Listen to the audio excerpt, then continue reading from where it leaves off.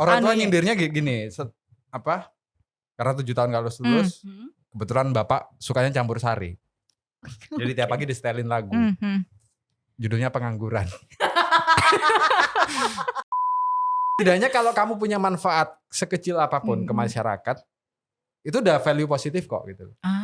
Dan masa sih mau langsung bikin yang gede? Oh enggak, aku mau bikin mobil listrik kayak Elon Musk misalkan. Kan betul, enggak, betul. Saya mau bikin mobil-mobilan dulu dari kulit jeruk Bali gitu kan.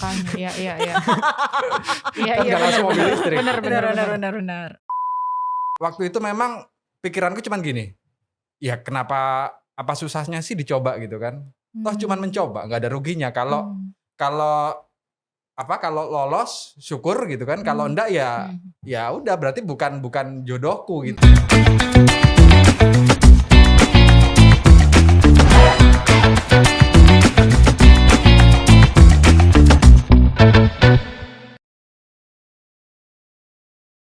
Halo, selamat datang kembali di podcast Harian Surya dan Tribun Jatim Network. Cakep sana, cakep sini.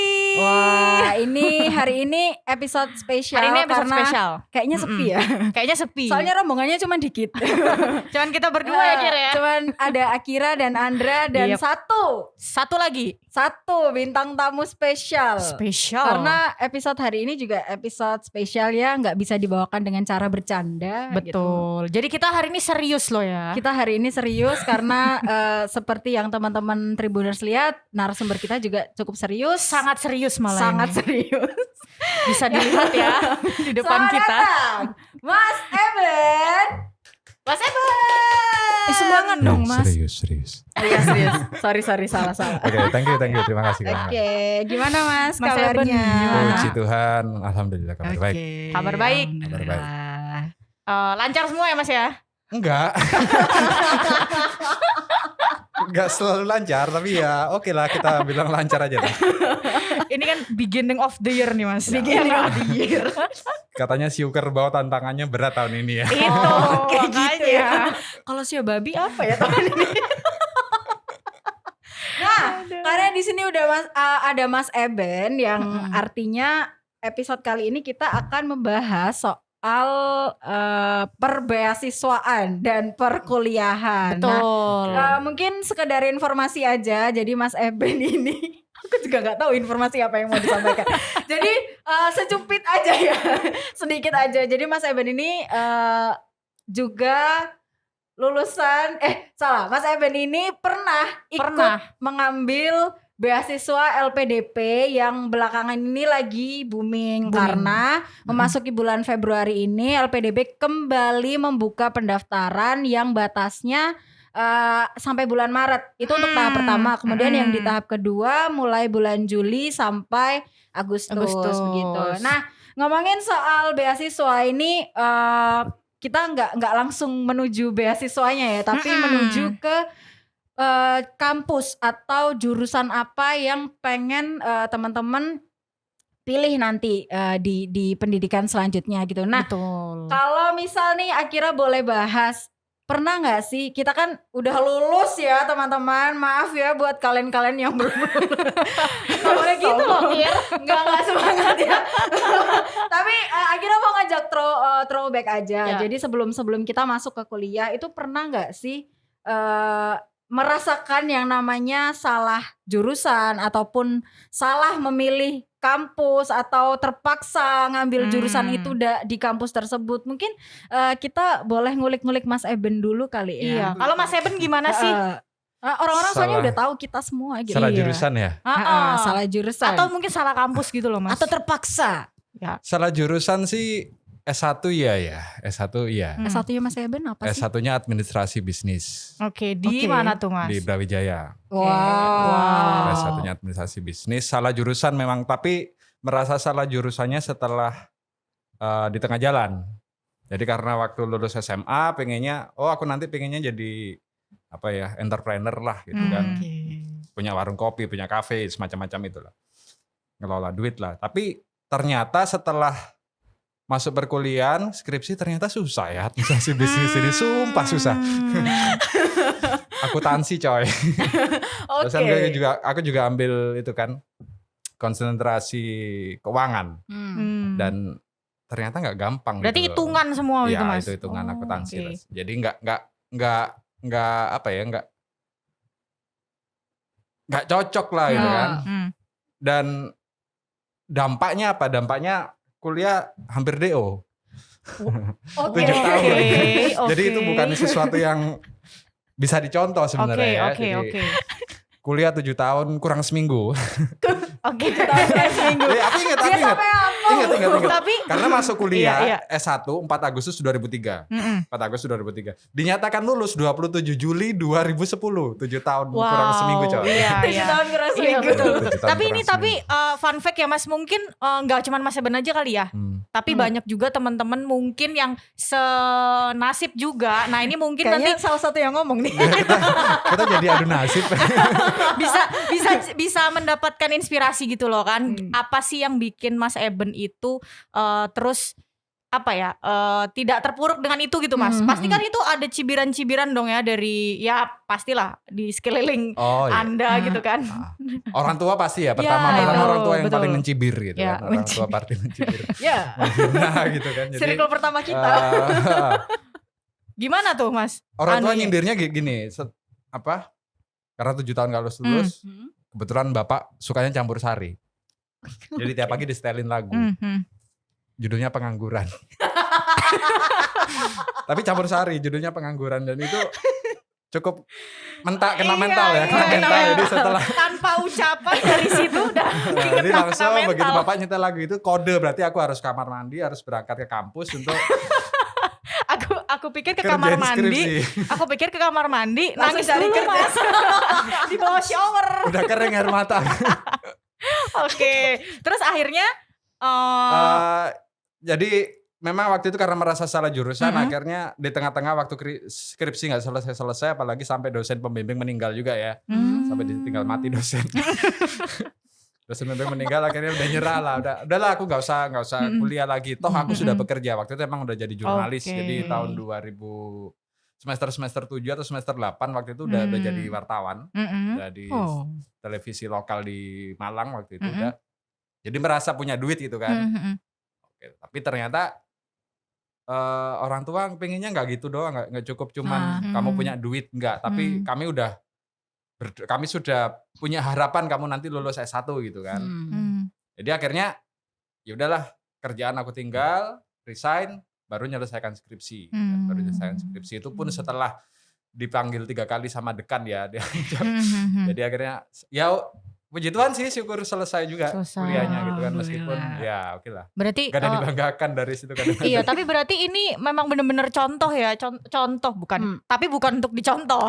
Maksudnya contoh tapi bukan untuk dicontoh. Iya, maksudnya pengalaman yang benar-benar real, nyata gitu, bahwa inspiratif ya. Iya. Inspiratif sekali. Teman-teman jangan menyerah ya. Nah, itu dia. Nah, tapi gini. Hal baiknya adalah kalau kita punya karena udah terlanjur kayak gitu ya. Ibaratnya memang kayak apa? Kalau nasi udah jadi bubur, buburnya mau diapain gitu kan? Itu kan kita udah pada ngerti ya. Kalau saya sih sendiri bilang ke diri sendiri, oke, saya tersesat, saya salah jurusan, saya tersesat. Tapi sebisa mungkin saya tersesat di jalan yang benar gitu. Tersesat di jalan yang benar. Jadi termasuk di jurnalisme sendiri saya merasa tersesat karena S1-nya administrasi bisnis ya. Iya, benar. Administrasi bisnis, nggak punya gambaran komunikasi sama sekali, nggak pernah punya bekal ilmu komunikasi. Belajar nulis juga dari warung kopi. Kebetulan teman-teman pernah bikin warung kopi, terus teman-teman jurnalis ada yang nongkrong di sana. Itu ketika kuliah gitu. Ya Mas ya? Waktu kuliah. Oke. Jadi karena di warung kopi kumpul sama teman-teman wartawan, terus juga anak-anak lembaga pers mahasiswa, meskipun aku bukan anak pers ya, bukan anak LPM. Jadi belajar juga dari mereka sih, belajar dari mereka, akhirnya oh ternyata aku suka sama jurnalistik gitu kan, suka sama jurnalistik. Tapi karena nggak sesuai dengan administrasi bisnisnya tadi, jadinya ya tersesat di jurnalistik, tapi tersesatnya di jalan yang benar gitu kan. Iya. Artinya dan itu sampai sekarang diteruskan gitu kan Mas ya? Diteruskan. Maksudnya dan ternyata SAB-nya tadi, ilmu-ilmu yang didapat meskipun sedikit yang aku serap ya. Ya Allah, aku harusnya gak ketawa loh. Kok aku tertawa puas. Menghina kan. Jadi ilmu yang aku dapat ternyata nggak sia-sia gitu. Ketika aku jadi jurnalis, aku ditaruh di desk ekonomi masih bisa gitu kan, masih tahu soal cash to debt ratio itu apa sih, equity ratio itu apa sih gitu kan. Jadi kayak misalkan Andra ini kan pengen jadi astronot gitu kan. Iya. Tapi salah jurusan. Iya betul gitu kan. banget. Udah kuliahnya salah jurusan, kerjanya salah jurusan juga. Nah ini makanya saya ini ngobrol hari ini dengan Mas Eben itu mau mengulik itu gitu, inspiratif ini. Kalau Andra gimana? Ada pengalaman Aku- nggak sama kayak Mas Eben? Iya sebenarnya nggak jauh beda ya sama Mas Eben ya. Nggak jauh beda, padahal jauh. Tetangga soalnya. Iya dulu tuh sempat ngobrol juga sih sama Mas Eben banyak soal kenapa kita salah jurusan tapi gimana caranya kita tuh tetap nggak terpuruk di situ gitu. Ya itu salah satunya aku juga pengalamannya seperti itu Kir. Jadi dulu aku kuliahnya di biologi ya kan, MIPA tuh, terus jadi jurnalis gitu. Tapi Sedang ku serap. tapi memang dari kuliah itu memang gabung di Persma. Jadi mungkin itu bekalku ya Mas ya ketika saat itu. Hanya mungkin nggak sedinamis Mas Eben ya. Mas Eben lebih lebih Banyak terpuruknya ya. nggak banyak terpuruk tapi banyak cerita gitu Mas. Beda dengan aku yang dulu udah ada terus akhirnya tapi sama-sama gini Mas, sama-sama ilmu itu tidak didapat. Maksudnya ilmu soal komunikasi, ilmu soal ini. Jadi masuk sini ya udah bekal nulis dan lain-lain gitu.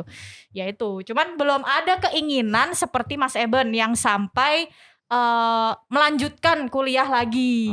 Nah, itu mungkin yang mau kita kepoin gak sih dari Mas Eben? Baik. Gitu.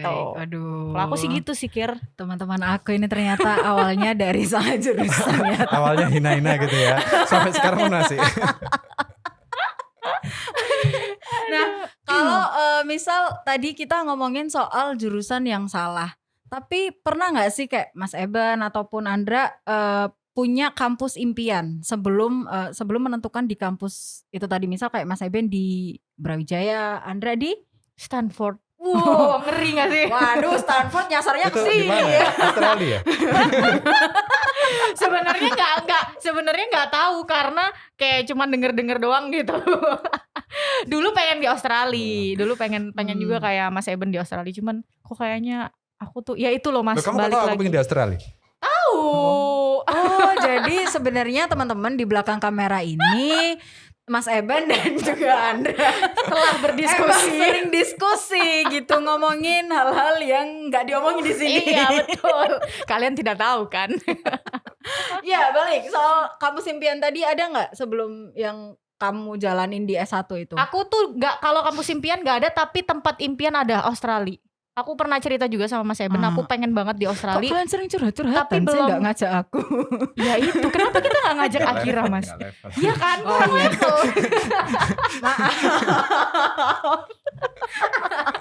Bercanda loh Kir. Nggak apa-apa, serius juga. Maksudnya levelnya dia lebih tinggi gitu. Iya, Kita kan suka kita jadi tuh nggak terpuruk, enak. Kita kan low profile. Soalnya dia udah komunikasi duluan loh Mas. Kita nih apa? Apa Bekalnya gitu? nggak ada. Jangan gitu.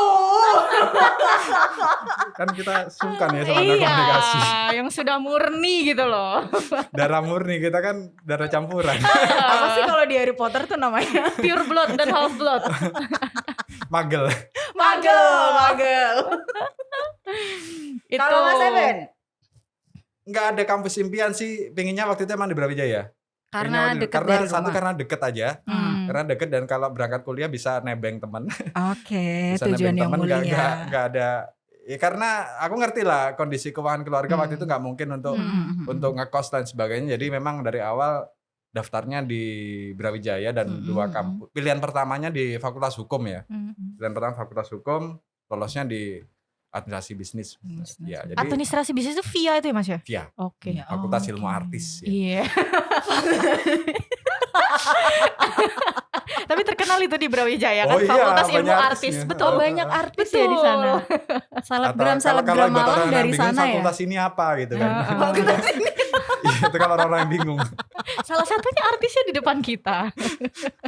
Baik. Nah, karena tadi Akira udah sempat bahas soal LPDP di awal obrolan, berarti ada kaitannya dengan lanjut kuliah. LPDP itu kan untuk S2 dan S3 ya Mas S2 Eben? dan S3. S2 dan S3 berarti ngomongin soal lanjut kuliah. Ini karena Mas Eben sudah pernah mencicipi pendidikan S2, akhirnya mau tanya aja sama Andra. Kalau Andra di posisi yang sekarang, aku bilangnya udah mandiri secara finansial ya Andra. Oke, boleh. Nah, bener Andra juga masih gak sih punya keinginan buat lanjut ke S2? Punya. Nah, kalau punya mau kemana? Mau ambil jurusan Nah apa itu dan dia, kemana? aku memang sejak awal itu kepengen kuliah itu nggak di sini gitu, nggak di sini, Ya, nggak emang di sini kan Indonesia kantor ya. maksudnya. Nggak di Indonesia, nggak di Indonesia tapi di luar. Cuman itu tuh sebatas impian ya, mungkin itu ya Mas Eben ya. Aku tuh kayak itu tuh dijadikan sebagai mimpi aja gitu, yang aku belum tahu realistisnya gimana gitu. Itu keinginan yang mungkin teman-teman di rumah atau yang lagi dengerin kita juga nih Ker, juga sama gitu kan. Ada yang punya keinginan seperti itu dan semacamnya. Nah, yang aku garis bawahi di situ adalah keinginan itu kalau memang tidak ada niat untuk dijalani, maksudnya diraih gitu, memang ya akan tetap seperti itu gitu Mas. Seperti aku sekarang sebenarnya di step itu gitu. Padahal kita tambah tua kan. Iya, nah itu dia. Makin hari makin tambah tua kan. Nah itu dia. Tapi Mas Eben Mas Eben tuh bisa punya keinginan keinginan waktu itu aku pengen S2, kemudian ya udah aku ambil beasiswa. Itu kayak gimana gitu loh Mas ceritanya. Oke. Jadi kalau dipikir-pikir sebenarnya kalau lihat tadi cerita backgroundnya kuliah 7 tahun kayaknya nggak mungkin sih ya dapat bisa lolos beasiswa gitu kan, karena Aku ya tuh gak berarti kan track record tapi kuliah 7 tahun itu kan sebenarnya udah mahasiswa mahasiswa hina lah gitu kan. Enggak. Penghuni kampus ya. Penghuni kampus. Jadi kalau dipikir-pikir nggak mungkin.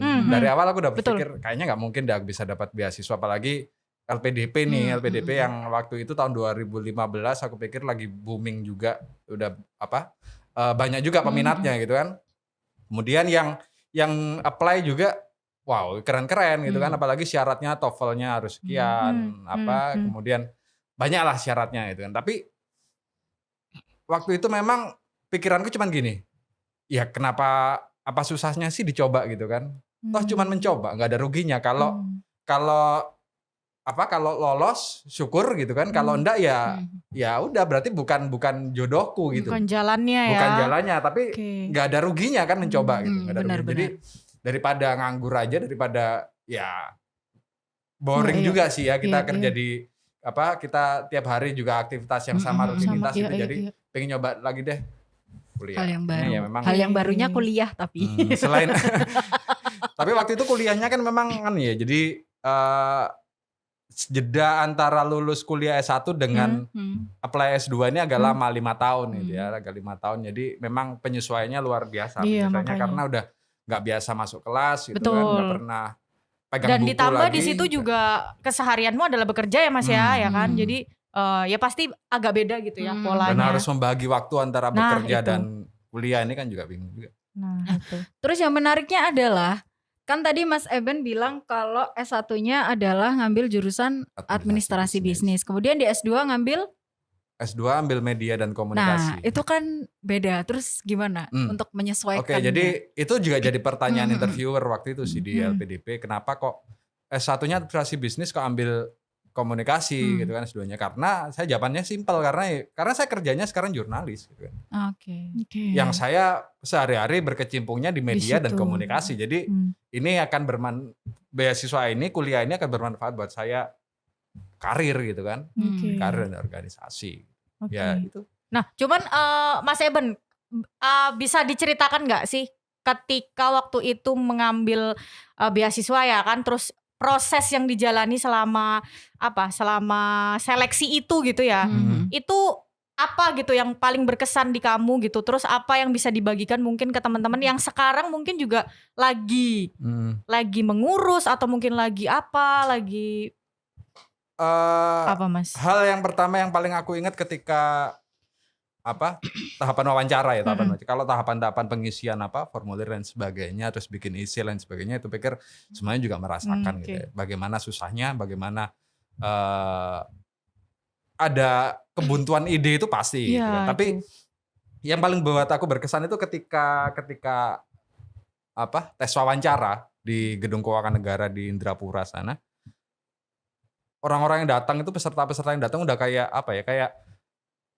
inget itu gak sih audisi Indonesian Idol, orang-orang kalau lagi antri dari subuh gitu kan, terus kemudian mereka udah belajar nyanyi-nyanyi sendiri gitu kan. Nah, di sana pun sama, yang aku lihat adalah orang-orang, mereka latihan tanya jawab, anak-anak gitu.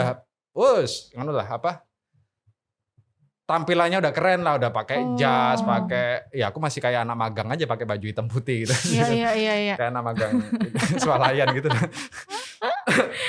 Dan melihat mereka tuh latihan speech ngomong, Mas. bahasa Inggris. Oke. Bahasa Inggris dikenceng-kencengin gitu kan. Ya kita langsung down dong. Wow. Aku langsung merasa kayak upil gitu kan. Iya, wow. Kayak aku ini bukan siapa-siapa ternyata, masa sih aku bisa gitu kan. Mereka bahasa Inggrisnya udah jago kayak gitu. Ya, kalau diwawancara ditanya bahasa Inggris pasti bisa. Kalau aku ditanya waktu itu mungkin ya kan agak gelagapan gitu kan. Standar lah bahasa Inggris kemampuan kita. Tapi ya tadi karena ternyata yang dicari bukan hanya kemampuan berbahasa Inggris kalau aku melihat dari mengevaluasi proses itu ya. Ternyata yang dicari bukan kamu pinter atau enggak. Kalau cari orang pinter banyak sebenarnya. Tuh bisa orang pinter banyak. Poin penting ya. Ya, dari pengalaman Mas Eben. Tapi maksudnya Mas Eben jangan gitu dong. Ini yang nonton. Iya, udah punya semangat nih, udah sampai sini. Maksudnya kan Mas Eben yang menjalani gitu ya, yang menjalani terus yang terjun langsung, lihat langsung gitu. Pasti lebih realistis, lebih nyata gitu. Jadi itu bisa jadi poin penting loh Mas buat gitu teman-teman. Ya? Okay. Bener kan? Dia nggak kir.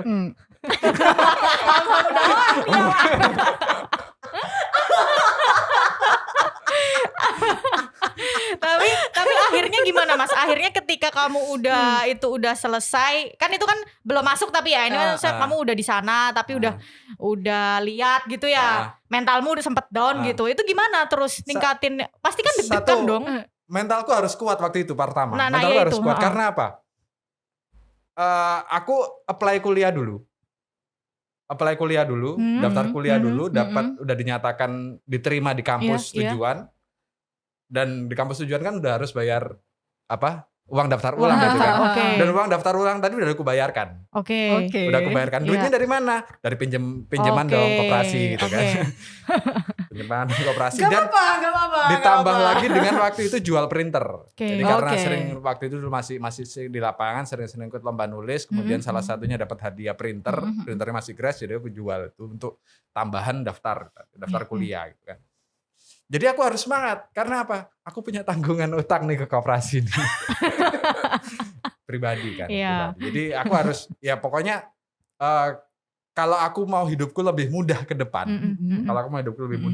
nggak mikir soal cicilan, nggak mikir soal angsuran, aku mau nggak mau harus dapat ini. Beasiswa. Tapi kalau nggak dapat gimana? Ya udah berarti aku harus bekerja lebih ekstra gitu kan untuk bisa nanggung hidup, nanggung kuliahku. Jadi memang kuliahnya udah siap, udah mantap untuk kuliah gitu kan. Apapun yang terjadi, diterima atau tidak diterima beasiswa, jalan itu sudah aku ambil gitu kan. Jadi mau nggak mau ya harus dijalani. Tapi karena ada harapan bahwa aku harus dapat ini nih biar hidupku agak lebih gampang gitu ya. Lebih ringan gitu lah kan, gak mikir. Ya begitu aja sih lolos. Oke, nah berarti tapi tegang juga ya Mas ya, pastilah ya. Tegang terus kayak pasti ketika keluar tuh terus kayak kepikiran aku udah bener gak ya ngomongnya tadi gitu-gitu. Pasti ada ya. Pasti ada. Nah, itu kan mungkin nanti akan dialami ya sama teman-teman yang daftar LPDP ini gitu kan. Oke. Nah, Mas terus kemudian nih setelah lolos, setelah udah menjalani masa kuliah S2 itu, apa sih mungkin yang kelebihan apa sih? Kayak misal teman-teman S1 dan pembelajaran di S1 dan pembelajaran di S2. Tetap akan ada bedanya kan? Apa kelebihannya di kalau aku nggak S2 ngerti ya itu? Karena bukan S1 komunikasi. Karena bukan S1 komunikasi jadi nggak nggak paham sebenarnya S1 Ya. komunikasi itu seperti apa. Baru tahu pun ya mungkin belakangan karena juga ngajar di ngajar komunikasi juga kan di kampus. Kalau aku lihat karena aku backgroundnya adalah pekerja profesi, jadi kuliah di komunikasi karena memang backgroundnya bekerja di profesi tadi, ya aku melihat bahwa praktiknya udah aku dapet nih, praktiknya udah aku dapet di lapangan. Teman-teman yang lulusan S1 komunikasi mungkin mereka banyak belajar pengantarnya di Kampus. kuliah S1 gitu kan, tapi teorinya ya Mas ya. tapi aku nggak sempet dapet teorinya, nggak sempet dapet teorinya. Jadi aku dapatnya adalah praktiknya langsung di lapangan. Dari praktik tadi aku jadi paham teorinya gitu kan. Nah, tapi teori yang aku dapat di lapangan ini kan juga nggak benar-benar amat gitu kan, karena ada kajian teoritisnya sendiri yang itu kemudian aku perdalam di S2.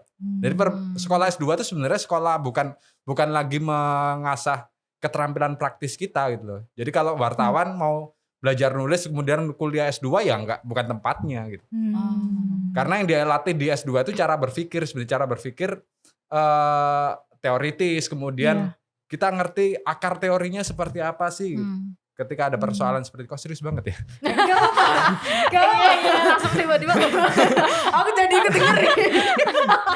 Jadi yang dikerjakan di S2, yang aku pelajari di S2 itu memang aku lebih banyak belajar soal teori-teori sosial yang itu nggak pernah aku dapat waktu S1.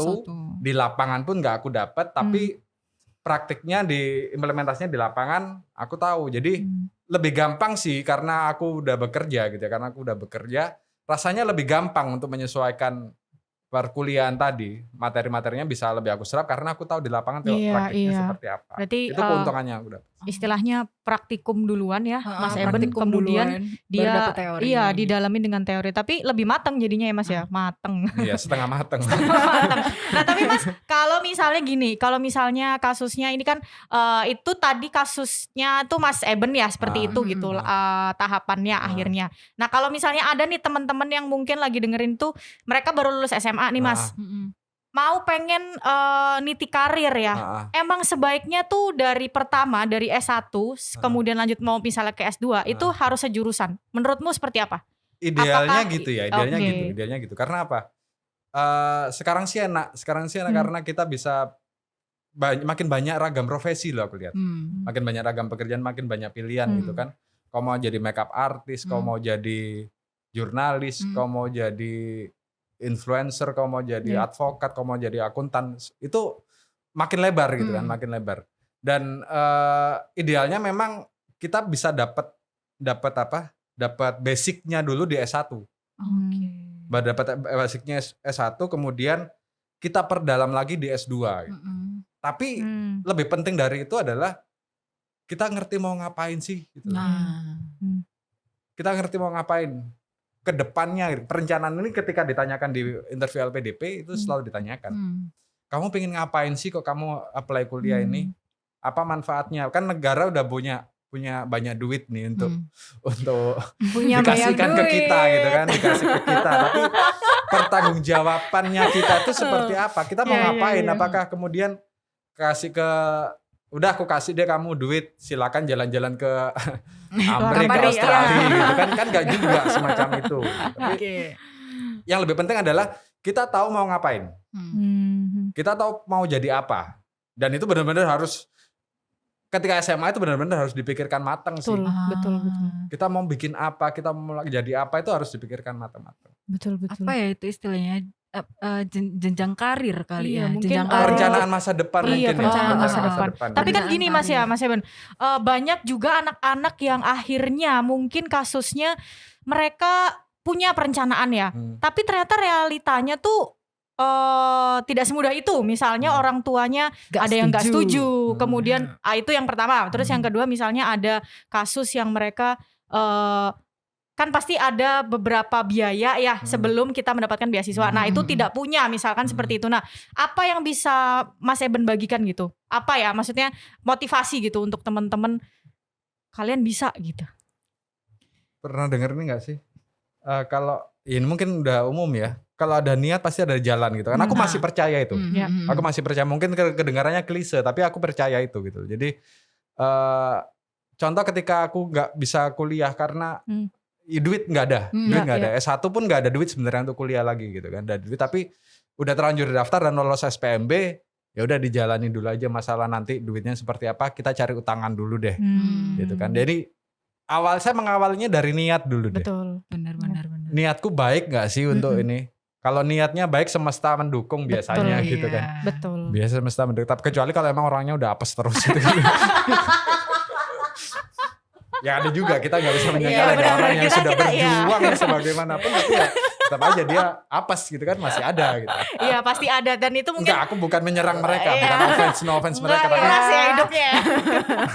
ada orang-orang yang memang harus berjuang lebih keras Iya, gitu kan. betul. Itu yang penting prinsipku sih ya jangan berhenti bergerak lah, yang penting ayo obah gitu. Oke, ayo obah guys. Ayo obah. Berarti ini penting, ini poin penting lagi loh ya Gir. Banyak Iya. loh ya sebenarnya. Udah Banyak. dicatat belum ya tadi? Harusnya sih udah. Atau nanti mungkin bisa diputar lagi. Nah, Lanjut soal LPDP ya. Ini kan tadi juga udah sempat disinggung oleh Mas Eben, kayak daftar LPDP tuh tetap harus kayak ngisi formulir dan lain sebagainya, wawancara. Nah, ini aku mau bacain sedikit informasi buat teman-teman Tribuners yang mungkin masih punya niatan untuk dapat beasiswa LPDP. Yap. Karena di Februari ini baru dibuka ya. Ini aku dapat informasinya dari Parapuan. Parapuan itu salah satu portal juga yang masih masuk dalam grup Tribun News. Jadi di sana dituliskan bahwa saat ini pemerintah sedang membuka pendaftaran beasiswa LPDP 2022 yang dibuka dalam 2 gelombang. Tadi akhirnya juga udah sempat bahas di awal. Yang pertama adalah Februari hingga Maret 2022 dan gelombang kedua di Juli hingga Agustus 2022. Nah, untuk mendaftar ini peserta harus memenuhi beberapa syarat seperti IPK minimal 3. Bener ya Mas? Ini konfirmasi langsung nih sama yang udah pernah daftar. sama yang sudah lolos. Untuk kuliah S1 dan untuk yang S2 itu IPK-nya minimal 3,25. Sementara pendaftar yang ingin menempuh pendidikan doktor paling tidak harus memenuhi batas usia minimal 40 tahun. Itu beberapa syarat. Kemudian ada syarat umum diantaranya seperti warga negara Indonesia, lulusan program studi S1 atau S2 dari perguruan tinggi terakreditasi, pendaftar tidak sedang menempuh studi S2 atau S3, pelamar beasiswa yang sedang bekerja dapat melampirkan surat izin mengikuti seleksi dari pihak perusahaan. Jadi ini juga yang mungkin Dilakukan. sempat dialami Mas Ya. Eben ya, Dilakukan Mas Eben sempat ya. minta surat rekomendasi dari Surat kantor. rekomendasi dan minta izin ke kantor. Oke, gitu. Kemudian yang keenam menyertakan, tadi sudah ya, menyertakan surat rekomendasi dari pimpinan tokoh atau pakar di bidangnya. Ketujuh, memilih program studi dan perguruan tinggi tujuan sesuai dengan ketentuan LPDP. Kedelapan adalah beasiswa LPDP hanya untuk kelas reguler. Kesembilan, beasiswa tidak menanggung program khusus seperti kelas eksekutif, kelas khusus, kelas karyawan, dan kelas jarak jauh. Kesepuluh, rencana studi bagi program S2 berdasarkan kurikulum program studi tujuan. Dan yang terakhir, menyerahkan proposal penelitian bagi pelamar program S3. Itu tadi cuman syarat umum, nanti syarat Iya. lengkapnya teman-teman bisa berselancar di internet untuk mencari syarat lebih detailnya. Tapi mungkin bisa dibahas di sini juga karena sudah ada Mas Eben yang berpengalaman dan lulus mendapatkan beasiswa S2 LPDP. Di mana Mas kampusnya? Di UNER. Di Dalam UNER. negeri, ambil Wah, dalam UNER. negeri. Bangga UNER nih. Hashtag. Oke, Mas. Orang UNER, Mbak. Kebetulan saya calon sih, mantan calon ya, karena dulu nggak dibolehin di sana, jadi ya udahlah ya.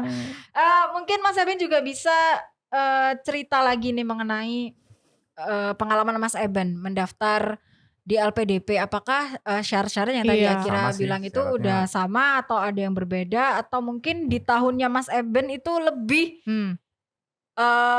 terperinci lagi syarat-syaratnya? Sama, aku pikir nggak begitu jauh berbeda ya, kecuali memang ada beasiswa untuk kampus-kampus unggulan itu. Jadi LPDP itu punya daftar kampus unggulan yang yang mungkin tuh syaratnya lebih ketat karena untuk masuk ke sana pun juga nggak gampang Nggak gitu mudah, kan, iya, semacam Oxford, Cambridge dan sebagainya, Harvard gitu kan juga itu memang kampus-kampus unggulan yang untuk menjangkaunya pun kita bukan hal yang gampang gitu, betul. gampang gitu kan. Kalau tapi nggak tahu ya sekarang ini apakah masih ada PK?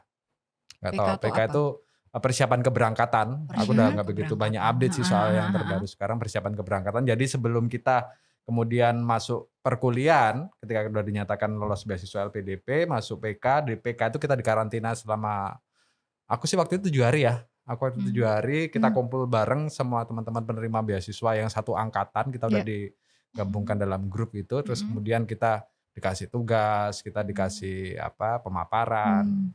Ya kita kerja bareng lah, kolaborasi sama mereka, bikin project gitu kan, bikin project. Waktu itu yang kami bikin project perbaikan lingkungan di Jawa Barat.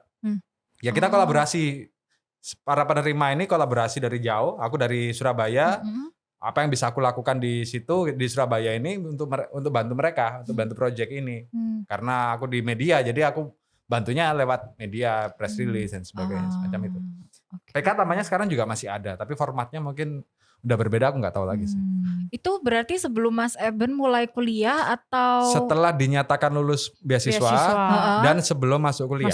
Oh, berarti artinya ini ya tetap ada komunitas yang dibuat oleh LPDP untuk teman-teman yang jadi menerima beasiswa itu. Anak-anak LPDP yang menerima beasiswa LPDP maksudnya itu praktis dia akan bergabung dengan komunitas Mata Garuda.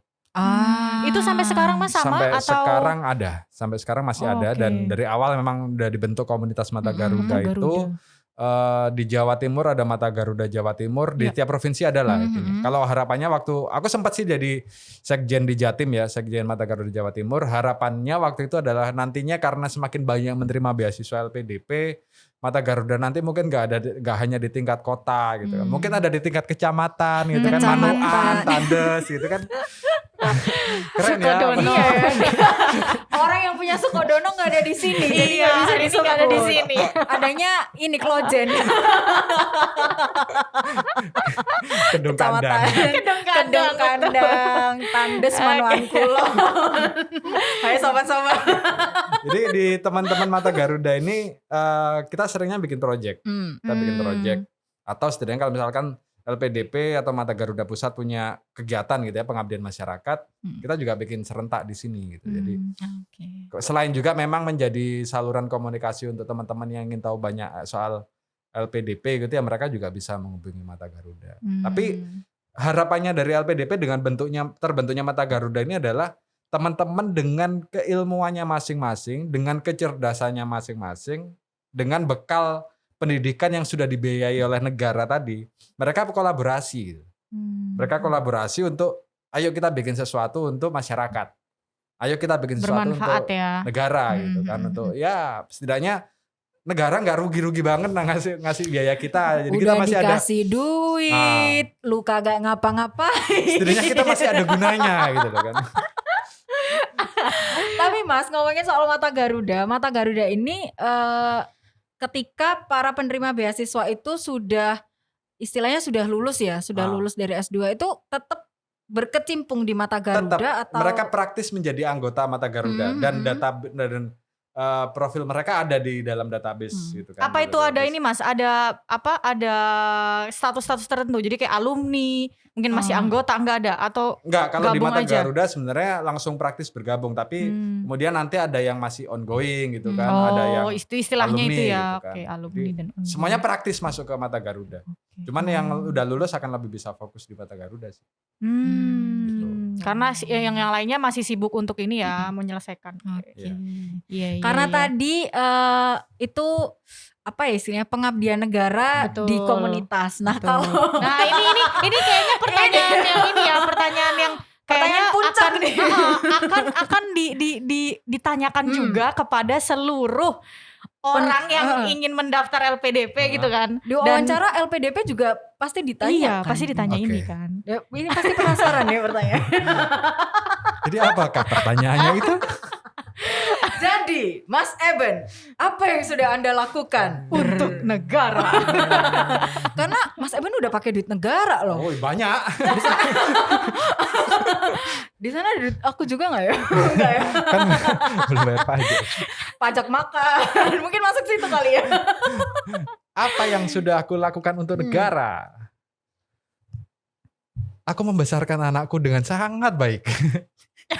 Harapannya adalah apa? Harapannya adalah agar dia kelak tidak menjadi beban negara ini. Cukup jadi beban orang tua aja ya, Dek.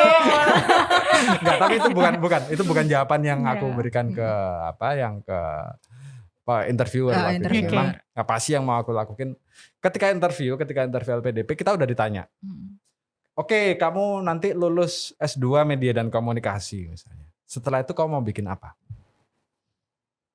Saya akan tetap di jurnalisme. Saya akan tetap ada di jurnalistik. Kemudian karena background saya adalah bergabung di Aliansi Jurnalis Independen, saya ingin membagikan masyarakat ini nilai-nilai jurnalisme yang benar itu seperti apa, yang profesional, independen itu seperti apa itu. Dan itu bisa aku lakukan kalau aku punya bekal kemampuan lebih, bekal intelektual lebih yang aku dapat dari kuliah S2 yang dibiayai negara ini kan. Jadi memang kemudian aku berkecimpung makin aktif ya di AJI itu. Dan banyak juga sih kegiatan-kegiatan yang memang kami lakukan. Ya pelatihan-pelatihan ke anak-anak mahasiswa, pelatihan-pelatihan ke masyarakat untuk literasi, kemudian untuk advokasi korban kekerasan terhadap pers juga.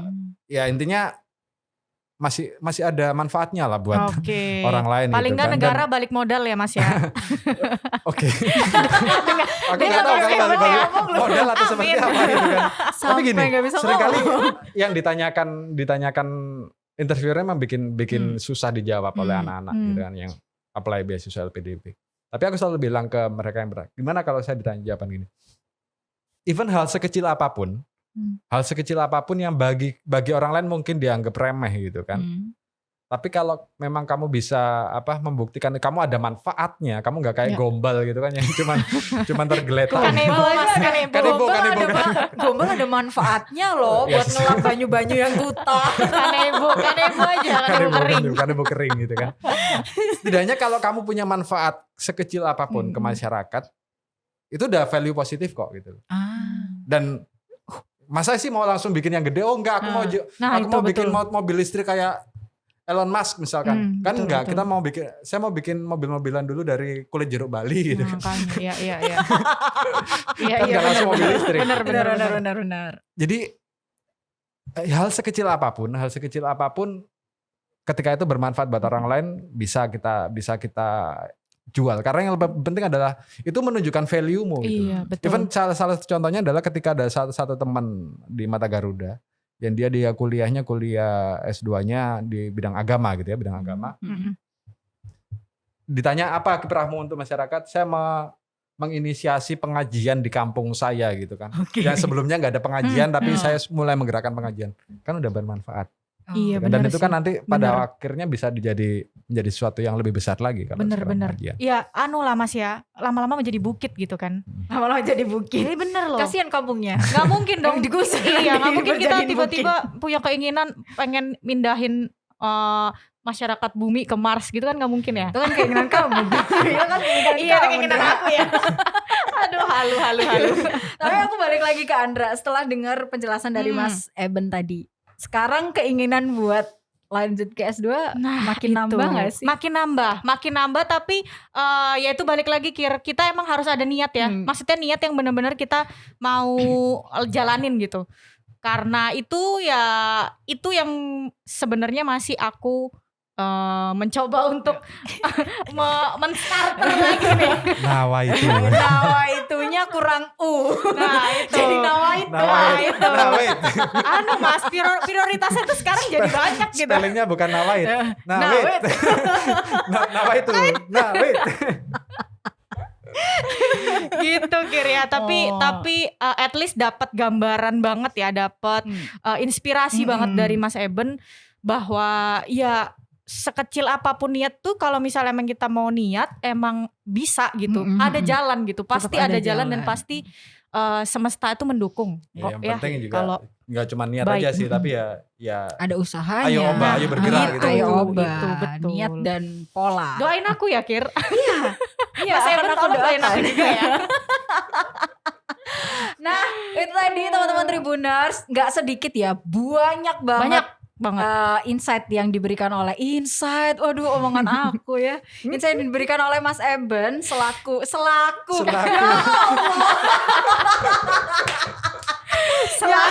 selaku apa nih? Yang udah berpengalaman, yang udah menerima setidak beasiswa, laku. yang udah pernah menerima Betul. beasiswa LPDP. Ya, Tadi udah membagian betul. pengalamannya mulai dari strugglingnya Mas Eben di S1, terus dia harus mendaftar LPDP, Betul. masuk S2, menjalani Pemilihannya juga ya, semuanya pemilihan. udah dijelaskan oleh Mas Eben. Semoga podcast kita hari ini bermanfaat. Amin. Harus bermanfaat karena Iya. udah banyak banget tadi yang diberikan oleh Mas Eben buat teman-teman semuanya. Kalau gitu udahan yuk. Iya, kita harus Udahan pamit undur ya. diri karena Mas Eben Karena mau Mas Eben mau bekerja Biasa. lagi. mau mengabdi Kejar. kepada negara.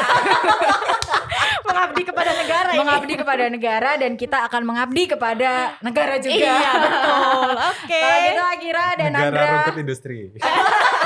Akira dan Andra pamit undur Pamit. diri dan Mas Mas Eben Eben juga juga. ya. Sampai jumpa di podcast selanjutnya. Bye.